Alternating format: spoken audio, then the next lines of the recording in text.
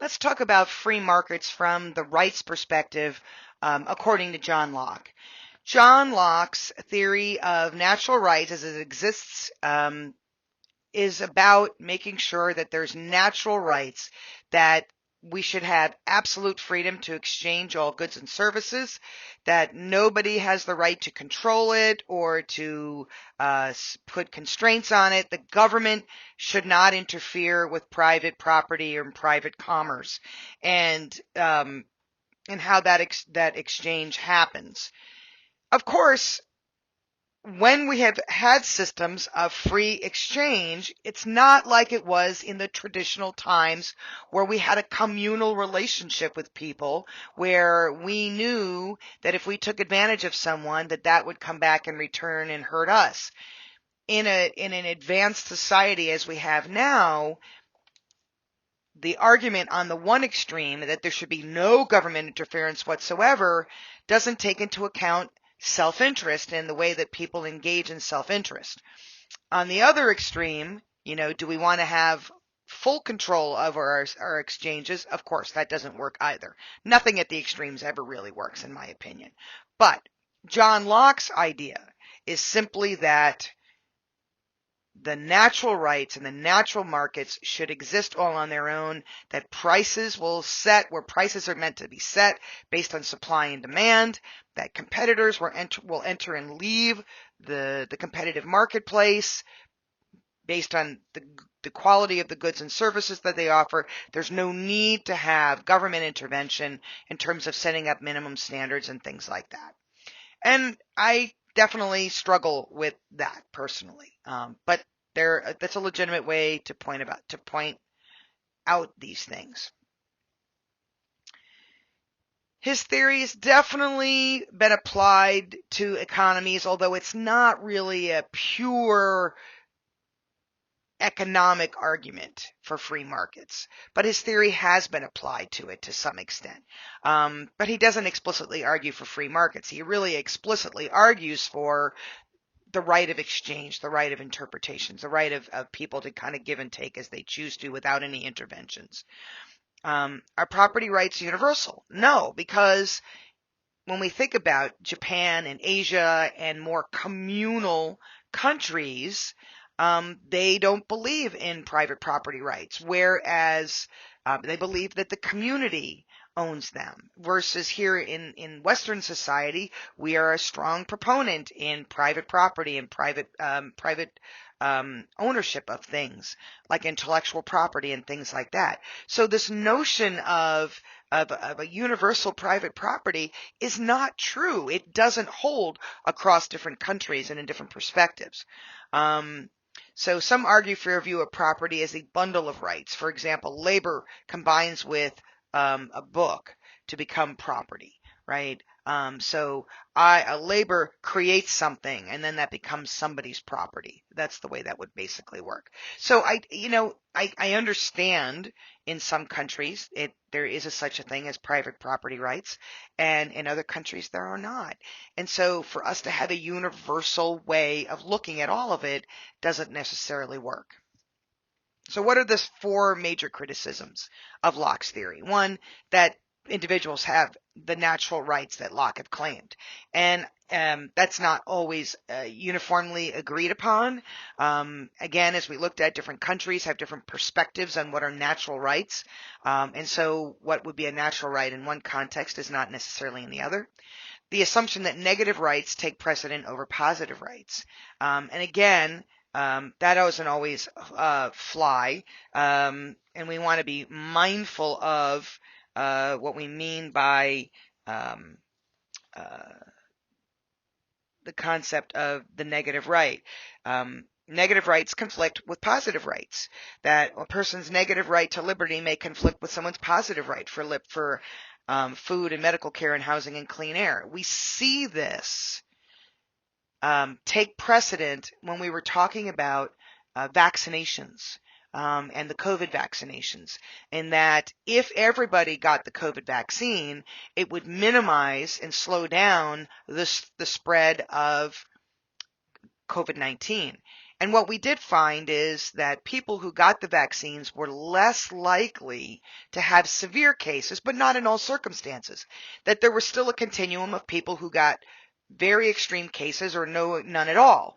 But their curve was lower than the curve for people who were not vaccinated. So people who were not vaccinated were far more likely to have more severe cases. But the question was, did someone's rights to not be vaccinated trump somebody else's rights to be exposed to the virus that they didn't want to catch? And so there's where we start to see that tension between negative rights and positive rights, right? If there was a failure, another criticism is that there was a failure to acknowledge the lock-in rights can lead to injustice, and they can. And we understand, right, that we can't always assume that there is a free market. We can't always assume that wage rates are going to go up and they're going to go up fairly. And you're going to see in the next few slides that the wealth of households has gone down tremendously while the wealth of corporations has gone up, that the wage rates have not kept pace with the profits that companies have been generating. This notion of trickle-down economics, that if we give benefits to the top, the benefits would flow downstream to everybody, never happened because of economic and enlightened self-interest, that people only did what was right for them when it came to running corporations. And so these Lockean rights of free markets and natural rights just can lead to injustice. That there's a conflict between Locke's individualistic assumptions and the demands of caring. So when we think that the ethics of caring, how we have to care about our community and care about the whole society and our relationships that we're building, is in direct conflict with the individualistic, I only care about myself perspective. So we need to be aware of that. So what you're going to see in the next few slides is just some great examples of the inequalities and how the inequalities have tremendously had an impact on us. So on this slide, what we see is the distribution of income and wealth among American households. This is as of 2012, 2013. So just be aware, this is 10 years ago that this data was collected, but it has gotten nothing but worse. It has not improved over time. If we look at what the top 20% of people control, they control 2/3 of our total wealth. So they the percentage of total U.S. income is the top 20% is there. It makes that, it's almost 62%. The percentage of total U.S. stocks is 91%.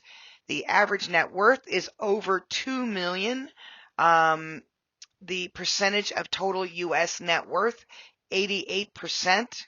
And the percentage of total U.S. financial wealth, 93%. And yet you look at the bottom 40%, which is almost half of the people in the United States, they represent 9.4% of the total income. This very negative numbers when it comes to percentage of U.S. financial wealth and net worth. Their average net worth is next to nothing, and the percent of U.S. stock is very small. So we can see this chart really highlights income inequalities. The unequal distribution of income and wealth is really sharp when we look at the top versus the bottom. So this graphic looks at what we call the Gini index, and this reflects income inequality as measured by that Gini index. And you can see it's had some ups and downs, but it is a definitely an upward trend, and we have seen that upward trend since about the late 70s, and definitely took leaps and bounds in the 90s and into 2013. So this is a increasing inequality. That gap between the haves and the have-nots, and the inequality is pretty strong. This slide compares and contrasts the total U.S. income earned by the richest 20% of U.S. households and the poorest 60% of U.S. households. And you notice that the red line, which is the richest 20%, is got an upward trend, except for the last couple of years in the 2012, 2013. We're still dealing with the housing crisis then. I think those numbers have unfortunately since recovered, and the upward trend is still going on. And the share of total U.S. income shared by the poorest going down. And again, 2012, 2013, we start to see a little match, in that because of the challenges with the marketplace, the mortgages and the real estate collapse and things like that. We were just coming out of our depression at that time, or massive recession, the biggest recession since the Depression, the Great Depression. And so we definitely saw some numbers adjusting, but I believe that they have recovered and that trend is still continuing, although I don't have those numbers handy for me right now. This shows total U.S. income earned by the poorest 80% versus the share of the total U.S. income earned by the richest. And again, we see the downward trend of the U.S. income from the poorest 80%. It's worse and worse. And the richest 20%, their percentage of the total U.S. income is higher and higher. There's a little bit of a shift there, like I said, in 11, 12, 13. Again, we were coming out of a recession, Great Recession, and those numbers have since adjusted